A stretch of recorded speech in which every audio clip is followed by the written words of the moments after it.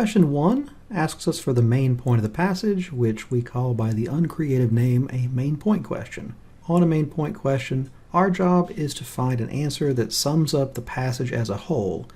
It doesn't have to mention every single concept that comes up in the passage, but it needs to be broad enough that it could cover all of those concepts. It lays out the author's overall agenda. On these questions, if you've done your work ahead of time, if you've read the passage in the way that you should read it, you should have a pretty good prediction as to what's going to come in the answer choices. We said that the author's agenda was to attack the strict constructionist, to show that there are good scientific reasons to disbelieve the things that they believe. That's what we're going to be looking for when we hit the answers. Answer choice A.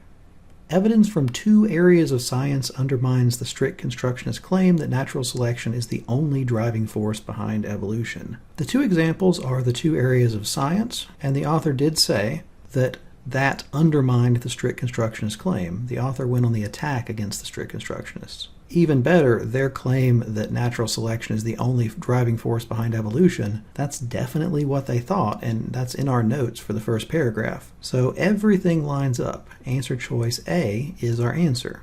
On the day of the test, you're still probably going to look at the other answers, but it would take a lot to move you off of this answer because it matches in every way up to what we wanted. So let's see what's wrong with the other answers. So answer choice B is mixed up.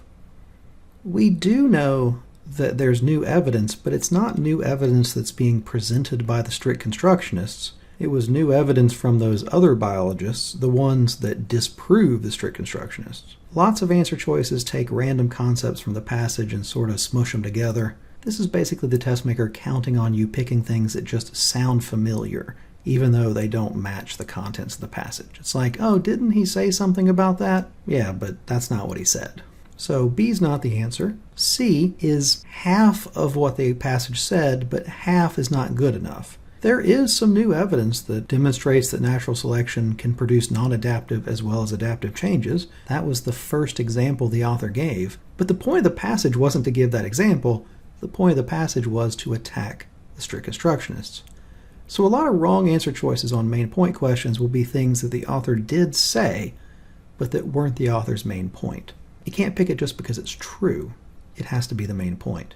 Answer choice D is also something that was said in the passage. Strict constructionists do maintain that natural selection is responsible for all evolutionary change, but our author was on the attack against that idea. The point of the passage isn't they have this idea, it's that they're wrong to have this idea. And then answer choice E, it's a bit like B, it's another confused mess. It might be the most tempting though, because the author is disproving something about natural selection, but not what it says here. The author doesn't say that natural selection doesn't result in the survival of the fittest species, just that natural selection isn't entirely about reproductive success. There are other things that go on too. So E isn't what the author said. Again, it kind of name checks concepts that we've heard before, but it wasn't the author's overall goal, so it's not our answer. The answer was answer choice A.